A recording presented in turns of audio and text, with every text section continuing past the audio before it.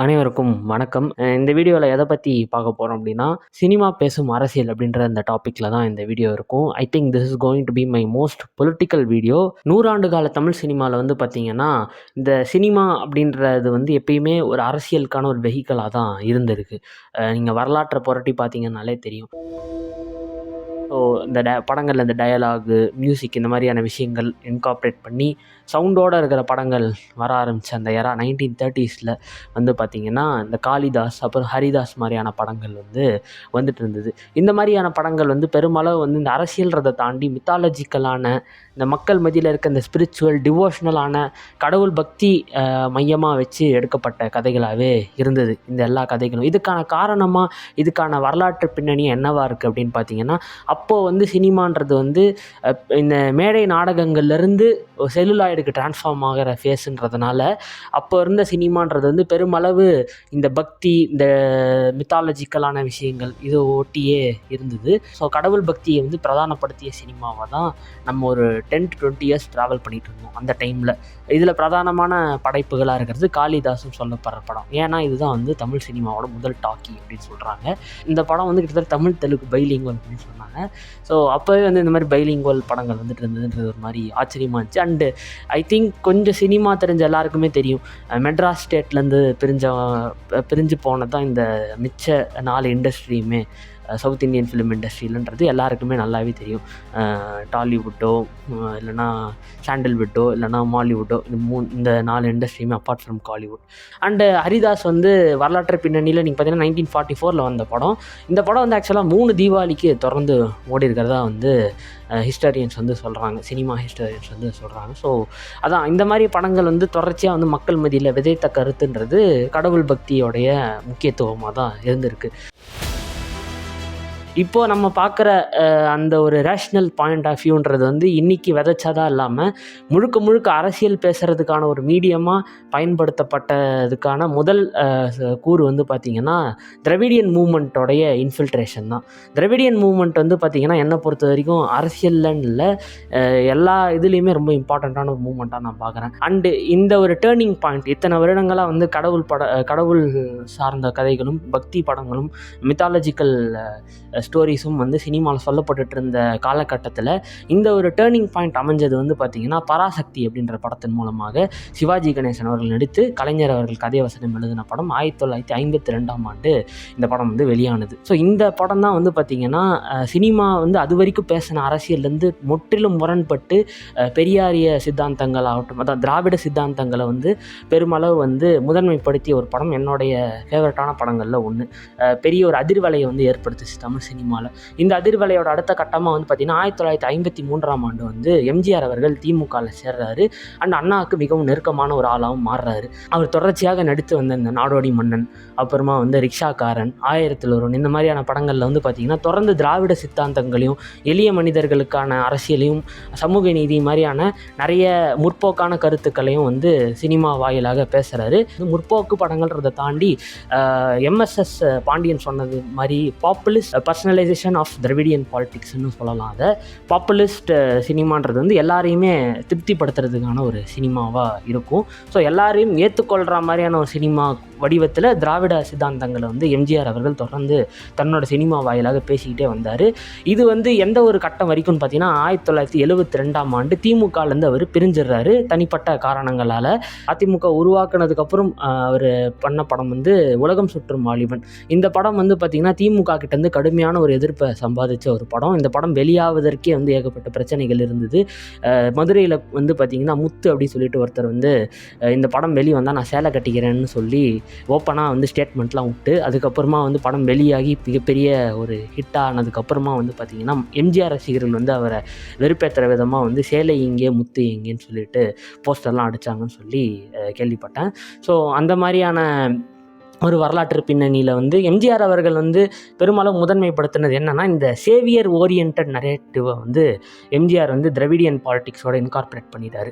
அதாவது வந்து உங்களெல்லாம் தட்டி கேட்க ஒருத்தன் வருவான்டா அப்படின்ற மாதிரியான படங்களில் இல்லை சீன்ஸ்லாம் நீங்கள் பார்த்துருப்பீங்கல்ல, அதுக்கான விதை வந்து ஆக்சுவலாக எம்ஜிஆர் போட்டது தான். அதுலேயும் குறிப்பாக அதோட ஒரு திராவிட சித்தாந்தங்களையும் வந்து உள்ளே புகுத்துனதுனால வந்து பார்த்திங்கன்னா இது என்னவா மாறுதுன்னா, அவருடைய அந்த ஒரு கட்சிக்கான ஒரு ப்ரொபகேண்டாவாகவும் இது மாறிடுச்சு பின்னாட்களில் வந்து.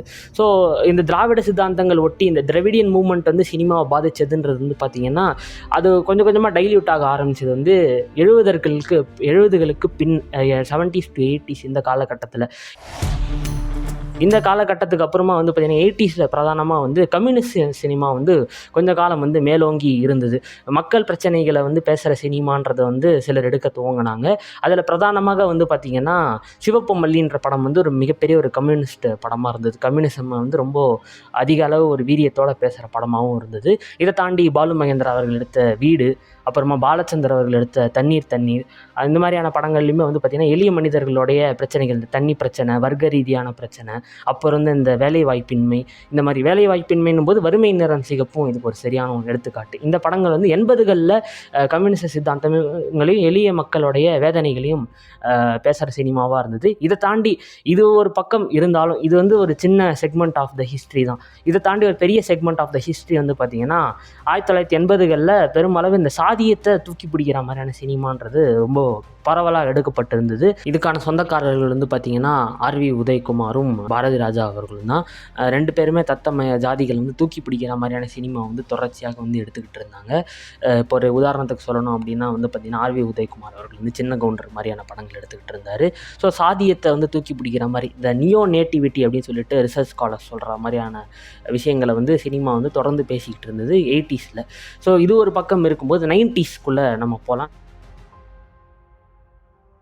90s தான் வந்து என்னை பொறுத்த வரைக்கும் நான் இந்த வீடியோ போகிறதுக்கான காரணமே வந்து 90ஸ்க்கும் 2010ஸ்க்கும் இருக்க அந்த கான்ட்ராஸ்ட் தான். ஸோ 90ஸ்க்குள்ளே போனோம் அப்படின்னா இந்த ஹிந்து நேஷனலிசம், சாஃப்ட் ஹிந்துத்துவா பாலிடிக்ஸை பேசுகிற மாதிரியான படங்கள் வந்து மணிரத்னம் எடுத்துகிட்டு இருந்தார். என்னடா மணிரத்னம் வந்து எவ்வளோ புரட்சிகரமான டேரக்டர், நீ என்னடா அவர் வந்து சங்கின்ற மாதிரி பேசுகிறேன், சாஃப்ட் சங்கின்றையே அப்படின்னா, மணிரத்னம் வந்து சங்கியா அதெல்லாம் எனக்கு தெரியாது, ஓகேவா. பட் அவர் பேசின அரசியல்ன்றது வந்து அந்த மாதிரி இருந்தது. அந்த காலகட்டத்தில் வந்து தொடர்ச்சியாக வந்து பார்த்திங்கன்னா அந்த ஹிந்து நேஷனலிசம் பேசுகிற மாதிரியான படங்கள், ரோஜா, பாம்பே, தில்சே, இந்த மாதிரியான படங்கள் எடுத்துகிட்டு இருந்தார். இதெல்லாம் நீங்கள் வந்து எப்படி ஹிந்து நேஷனலிசம் பேசுகிற படங்கள்னு நீங்கள் சொல்கிறீங்க அப்படின்னு கேட்டிங்கன்னா, ஹிந்து நேஷனலிசம் பேசுகிற படங்கள்ன்ற பட்சத்தில் வந்து இந்த 3 படங்களுமே வந்து பார்த்தோன்னா அஸ்வசஸ் தெம்ன்ற மாதிரி ஒரு கிட்டத்தட்ட ஒரு ரொம்ப காம்ப்ளெக்ஸான சோஷியல் இஷ்யூவை வந்து ஒரு ரொம்ப ஒன் டைமென்ஷனலாக ஹேண்டில் பண்ணியிருப்பார் மணிரத்னம் அவர்கள். ரோஜாவை எடுத்துக்கிட்டிங்க அப்படின்னா அந்த படத்தோட பிரதான கதாபாத்திரம் வந்து ஒரு உயர்ந்த சாதியை சேர்ந்த ஒரு பிராமினிக்கல் ஹவுஸ் ஹோல்டை சேர்ந்த ஒருத்தர். அவர் வந்து காஷ்மீரில் வந்து தீவிரவாதிகளால் கடத்தப்படுறாருன்ற மாதிரியான ஒரு ஆங்கிள் இருக்குது. பாம்பேவுமே கிட்டத்தட்ட அந்த மாதிரி ஒரு படம் தான். இதில் வந்து இந்த 3 படங்களுமே வந்து பார்த்திங்கன்னா இந்த அப்ரஸரோட பாயிண்ட் ஆஃப் வியூன்றதை வந்து லைக் எதிராளின்றவனோட பாயிண்ட் ஆஃப் வியூவை கொஞ்சம் கூட மதிக்காத, அவனை வந்து ஒரு கிட்டத்தட்ட ரொம்ப ஒன் டைமென்ஷன் அவனை ஒரு டெவிலிஷாக காட்டியிருப்பாங்க. அவருக்கு சற்றும் சளைக்காமல் இந்த ஒரு விஷயத்தில் வந்து தேர்ந்த ஒரு இயக்குனராக இருந்தவர் தான் வந்து சங்கர் அவர்கள். ஏன்னா நீங்கள் இப்போ சங்கர் அவர்களுடைய சினிமாவை நீங்கள் எடுத்து பார்த்தீங்கன்னா அதுலேயுமே வந்து இந்த நியோ நேஷனலிசம், இந்த ஹிந்து நேஷனலிசம்லாம் தாண்டி வந்து பார்த்திங்கன்னா அவருமே வந்து இந்த திராவிடியன் மூமெண்ட் வந்து எதுக்கெல்லாம் ஸ்டுட் பையாக இருந்துச்சோ, அதாவது சோஷியல் ஜஸ்டிஸு, அப்புறமா சோஷியல் ஈக்குவாலிட்டி, இந்த மாதிரி நிறைய விஷயங்களுக்கு எதிரான விஷயங்கள் லைக் ஆன்டி ரிசர்வேஷன் மாதிரியான விஷயங்களுக்கு ஆதரவாக ஜென்டில்மேன் மாதிரி படங்களில் அவர் அதை பேசியிருப்பார். அண்டு ராஜாஜி மாதிரி ஒரு ரேஷ்னலிஸ்ட் பாலிட்டிக்ஸ்க்கு எதிரான ஒரு ஆளை வந்து ஐடலைஸ் பண்ணுறது, இந்த மாதிரி தொடர்ச்சியாக வந்து டேரெக்டாக இதை ரைட் விங் சினிமான்னு சொல்லிட முடியாது. லைக் இப்போது பாலிவுட் எடுக்கிற காஷ்மீர் ஃபைல்ஸு, கேரளா ஸ்டோரி, இந்த மாதிரி இதை ஒரு நேரடியான ஒரு ரைட் விங் பாலிட்டிக்ஸ்ன்னு பேசியிருப்பாரு. பட் இத்தனை ஆண்டு காலம் லைக் நம்ம அந்த ஒரு டிவோஷனல் ஃபேஸ் ஆஃப் தமிழ் சினிமாவில் இந்த டாக்கீஸ்லேருந்து திராவிடியன் மூவ்மெண்ட் டேக் ஓவர் ஆனதுக்கப்புறமா அந்த ரேஷ்னலிசம்ன்றது வந்து எவ்வளோ பெரிய மூவ்மெண்ட்டாக தமிழ்நாட்டில் வந்து பாப்புலரைஸ் ஆனதுக்கு பிறகு இது கிட்டத்தட்ட நம்மளை கொஞ்சம் பின்னாடி கொண்டு போகிற மாதிரியான ஒரு அரசியலாக தான் சங்கர் அவர்கள் வந்து தொடர்ச்சியாக வந்து தன்னுடைய சினிமா வாயிலாக பேசிக்கிட்டு இருந்தார் அவருடைய ப்ரைம் ஃபேஸ் அப்படின்ற அந்த ஃபேஸில். கொஞ்சம் காலத்தை கடத்தி 2000 வந்து நின்னீங்கன்னா கொஞ்சம் அரசியலாக ஒரு இம்ப்ரூவ்மெண்ட் வந்து நம்மகிட்ட தெரியுது. இப்போ வந்து பார்த்தீங்கன்னா 2000 வந்து எஸ்பி ஜனார்தன் சொல்லிட்டு ஒரு டேரக்டர், அவர் வந்து தொடர்ச்சியாக வந்து இந்த இயற்கை அப்புறமா வந்து பார்த்தீங்கன்னா பிரதானமாக பேராண்மை மாதிரி படங்களில் கம்யூனிசம் வந்து ரொம்ப விரிவாக பேசியிருப்பார். எனக்கு தெரிஞ்சு he's perfect precursor to Vetrimaaran சொல்லலாம் ஒரு வகையில். அவர் தொடர்ச்சியாக வந்து எளிய மக்கள் வந்து இந்த அதிகார வர்க்கம் வந்து எப்படி எக்ஸ்ப்ளாய்ட் பண்ணுதுன்றதை சினிமா வாயில் எடுத்துகிட்டே இருந்தார். இப்போது ஒரு எக்ஸாம்பிளுக்கு உழைப்பு சுரண்டல் பற்றி பேராண்மை படத்தில் ஒரு அருமையான சீன் இருக்கும். அந்த சாக் பீஸை வச்சு ஜெயம் ரவி பேசுவார்ல, அது அப்புறமா அந்த ட்ரைபல் பீப்புளை வந்து இந்த போலீஸ் வந்து ஒடுக்குமுறை பண்ணுறது, லைக் ஐ திங்க் ஸோ அது வாச்சாத்தி இன்சிடென்ட்டுக்கு ஒரு கனெக்ட்னு நினைக்கிறேன். ஸோ அந்த மாதிரி அவரோட சினிமா ஒரு பக்கம் இருக்கும்போது கம்யூனிசம்மை ரொம்ப விரிவாக பேசின பிரதானமாக இப்போவுமே அதுக்கு ஒரு கல்ட் ஃபாலோவிங் இருக்கிற படமாக நான் பார்க்குறது வந்து அன்பே சிவம் தான். இந்த காலகட்டத்தோட அரசியல் வந்து ப்ராப்பராக ரெப்ரசன்ட் பண்ணுற மாதிரியும் அந்த படம் இருந்தது. கமல் கிட்ட எனக்கு ரொம்ப பிடிச்ச விஷயமே வந்து பார்த்திங்கன்னா அவர் இந்த முரண்களை கண்டுபிடிக்கிறது ரொம்ப அழகாக இருக்கும். இப்போது ஒரு ஏத்தியசமும் கம்யூனிசமும் பேசுகிற படத்துக்கு நீங்கள் என்ன பேர் வைப்பீங்க? நான் என்ன பேர் வைப்பேன்? கம்யூனிசம்னே வச்சுட்டு போகலாம். இல்லைனா சரி பிரச்சனை வரும் அப்படின்னா எளியவன், அந்த மாதிரி ஏதாச்சும் பேர் வச்சுட்டு போகலாம். ஆனால் அவர் அன்பே சிவம்னு வைக்கிறார் பேர், கடவுள் பேரை தூக்கி வைக்கிறாரு.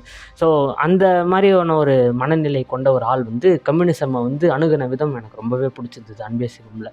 ஃபார் எக்ஸாம்பிளுக்கு வந்து அதில் மாதவன் ஒரு டைலாக் சொல்லுவார், அருமையான டைலாக். என்னென்னா, நீங்கள் வந்து சோவியத் யூனியன் அதுவானதுக்கப்புறம் கம்யூனிசம் வந்து அழிஞ்சு போயிடுச்சுன்ற மாதிரி சொல்லும்போது கமல் பதிலுக்கு தாஜ்மஹால் இடிச்சிட்டா நீங்கள் யாருமே லவ் பண்ண மாட்டீங்களான்ற மாதிரி ஒரு சூப்பரான டைலாக் சொல்லுவாரு. பணம் கொடுத்தா கூட வசதி கிடைக்காத ஒரு நாடு. That's India for you. பணம் கொடுத்தா எது வேணா எப்போ வேணா கிடைக்கும்னு நினைக்கிறவங்க இருக்கிற வரைக்கும் that will be India for you.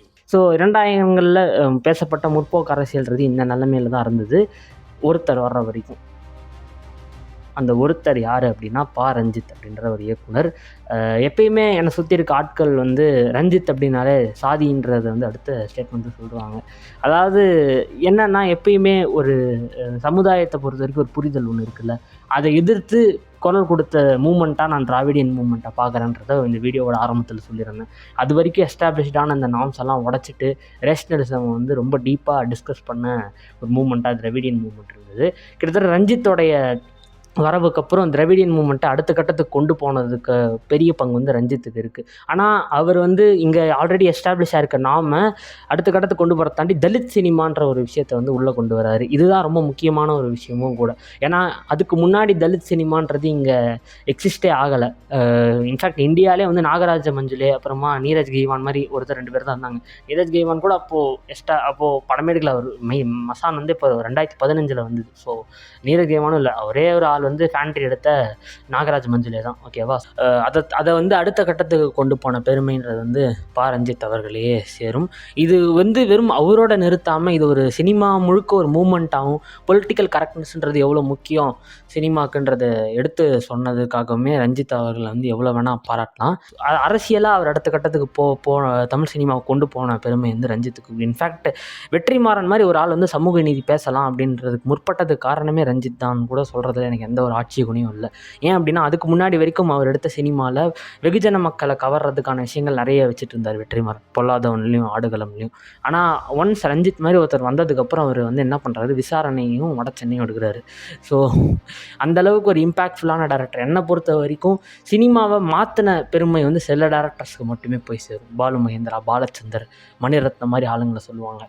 இவங்கெல்லாம் எந்த அளவுக்கு முக்கியமோ ரஞ்சித்தும் அந்தளவு முக்கியம். என்னடா ஒரு அரசியலாக ஒரு விஷயம் ஒருத்தர் பேசுகிறாரு, அதுக்காக நீ இவ்வளோ கிரெடிட் தருவியா அப்படின்னா, ஆமாம், இன்றைக்கி ஒருத்தர் ரேஷ்னலிசம் பேசுகிறான்னா அவன் தான் அறிவாளி. இப்போ உட்காந்துட்டு ஸ்பிரிச்சுவாலிட்டிலாம் பேசுகிறதுக்கான நேரம் கிடையாது. நம்ம வந்து ஒன்றும் அவ்வளோ ப்ரிவிலேஜாக இல்லை. ஓகேவா? சாமி கும்பிட்றத விட்ட சாமியை உள்ளே கொண்டு போகிறது இருக்குல்ல, கும்பிட்றதுக்கு கோயிலுக்குள்ளே விடாமல் இங்கே ஒரு கும்பல் வந்து ஒடுக்குமுறையை கொடுத்துட்ருக்கு. அவங்கள எதிர்த்து கேள்வி கேட்கணுன்றது ரொம்ப முக்கியம். எப்பயுமே கடவுளை காப்பாற்ற போகிறோம் அப்படி சொல்லிட்டு இங்கே ஒரு கும்பல் சுற்றிக்கிட்டு இருக்கு. ஓகேவா? இந்த கும்பல் கிட்டேருந்து முதல்ல இந்தியாவை காப்பாற்றணுன்றதான் என்னோட தனிப்பட்ட கருத்து. அப்படி ஒரு சூழ்நிலையில் இன்னும் இன்ஃபேக்ட் இப்போவுமே வந்து நம்ம பெரிய ஹீரோஸ் வந்து தொடர்ச்சியாக ரைட் விங் பாலிடிக்ஸ் பேசுகிற படங்கள் நடிச்சிட்டு இருக்க காலகட்டத்திலையுமே வந்து காலா மாதிரி ஒரு படத்தை எடுத்து அதை உடச்ச பெருமை வந்து ரஞ்சித்துக்கே போய் சேரும். ஸோ இதுதான் நான் நான் வந்து பேசணும்னு நினச்ச வீடியோ. ஐ திங்க் நான் பேசணும்னு நினச்சது எல்லாத்தையும் பேசிட்டேன்னு நினைக்கிறேன். That's about this video. Bye by.